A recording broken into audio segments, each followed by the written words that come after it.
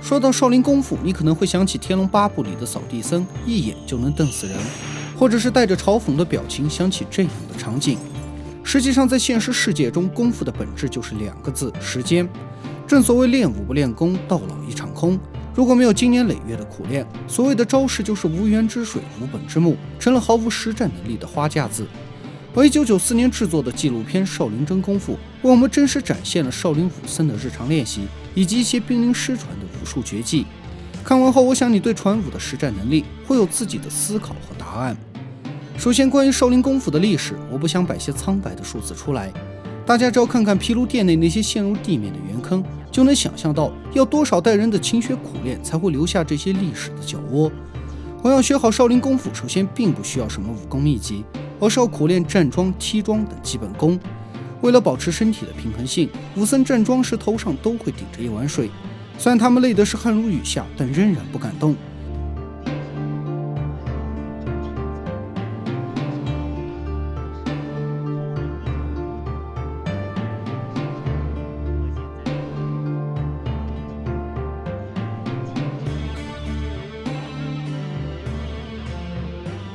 武僧们学习的基本功还有铁头功，训练器材以沙包和腹部为主，而不是网穿的墙壁和树木。头部经过日积月累的练习后，能够在一定程度上提升抗打击能力。这是石锁功，练习是用绳子吊着沉重的石锁，用手使劲往上卷，以锻炼腕力。在实战中可用于擒拿敌人，使其难以逃脱。另外可以用双手交换提拿石锁，以训练臂力。随着日复一日的训练，石锁的重量要慢慢往上增加，一般小的在10斤左右，大的能到50-60斤不等。像海灯法师的弟子范一莲，常常都在悬崖峭壁上练石锁功，可谓是既练功又练胆。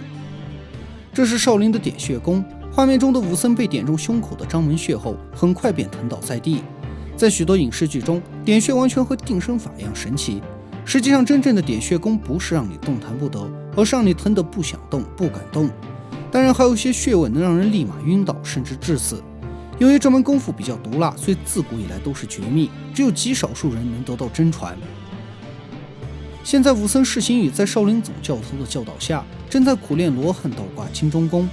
只见他双腿倒钩在横木上，把瓦缸里的水用小钟舀出来，再发力倒回水盆里，等水盆满了，再一钟一钟地舀回到瓦缸里。这门功夫主要锻炼腰部、腹部、腿部等处的肌肉和力量。在实际练习中，要使猛力，要会使巧力，可谓是刚柔并济，所以此功极其难练，除非每天练习上百次，一直持之以恒的下去，方能学成。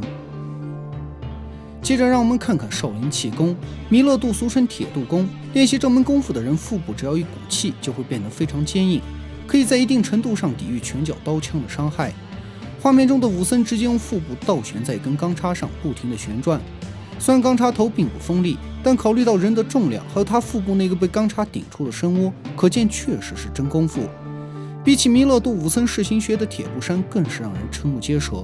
只见7个人分别用钢叉顶住他的腹部、背部和咽喉，直到木棍都抵弯了，甚至抵断了，释行学的身上都没有任何事。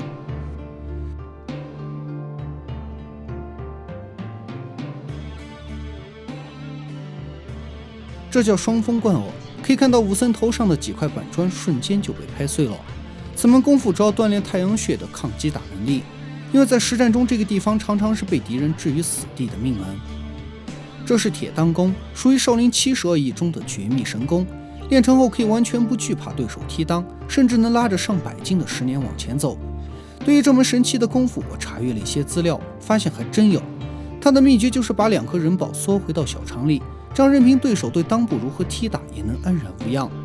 而从男性的生理结构上来说，缩阳入腹并不是什么神奇的事，有的人甚至天生就会。如今在民间呢，也有些人在练习这门功夫。记得我在中学时，就有身边的同学在意外情况下亲身经历过这种事，所以这门功夫表面看着扯淡，实际上真是能扯淡。和裆部一样，咽喉也是致人性命的要害，所以少林72艺中有门铁脖功，就是专练咽喉的抗击打能力。学成后不怕脚踢棒打，也不怕敌人锁喉断气。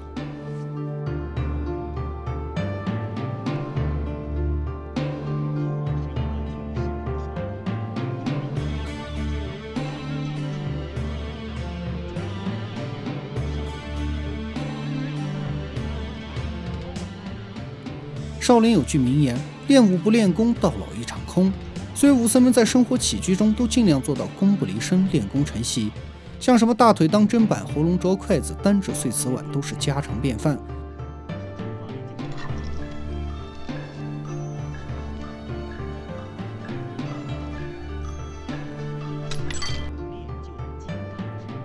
这位武僧练的是钢牙铁嘴功，他抬桌子完全不用手不用肩，而是直接用嘴叼着走。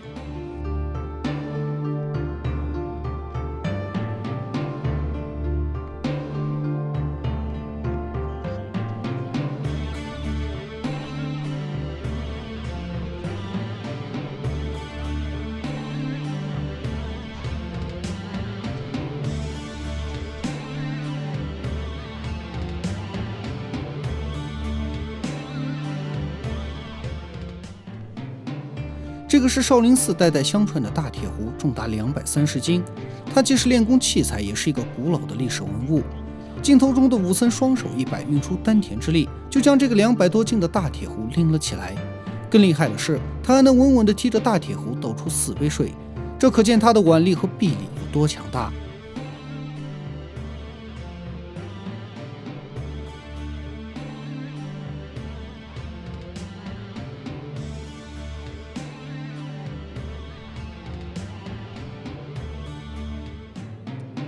释行成是少林寺的著名武术大师，他的硬气功基本已经练到了出神入化的地步。像叠放在一起的5块石砖，他徒手就能劈裂。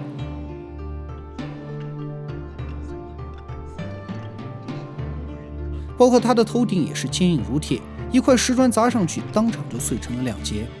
但如果你觉得这些只是江湖卖艺的小伎俩，那么可以再来看看释行成的恶牛分尸。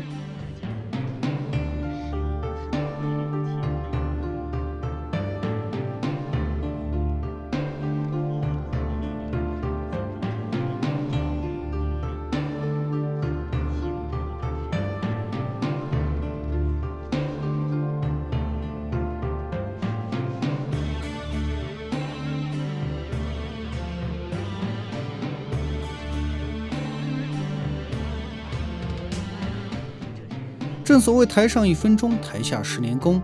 释行成之所以力大如牛，并不是他有什么武功秘诀，而是因为他经年累月的苦练。像他平日里都是把2个重达几十斤的石锁吊到树上反复拉，以此来训练臂力。除了臂力惊人，释行成全身的抗击打能力也非常强。他练习多年的浑元一气排打功，能完全承受一般木棍的任何击打。还有9瓶玻璃钢，释行成也能从任何角度徒手将其击碎。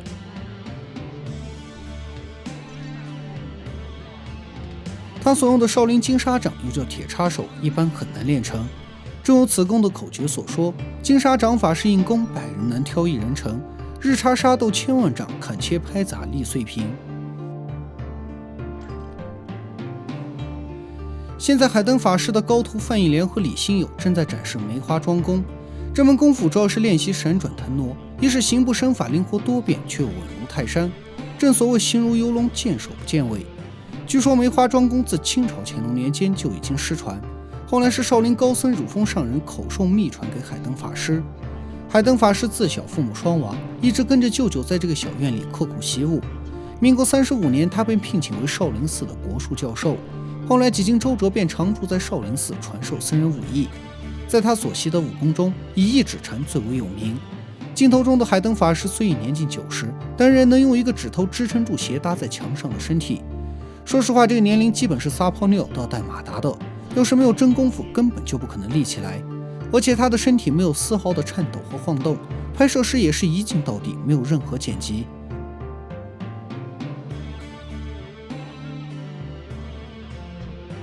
反观他的传人戴伟，虽年轻力壮，还是2个指头，但手却有明显的晃动，可见其功夫还未到家。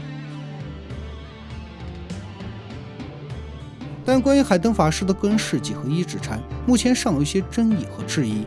这里建议大家还是从头到尾的去找资料看看，而不是仅仅凭着谁的一面之词就去盲目的否定。最后需要提醒大家的是，纪录片中的武僧都经过了专业的训练，还有名师指点，所以大家千万不可效仿，以免后悔终生。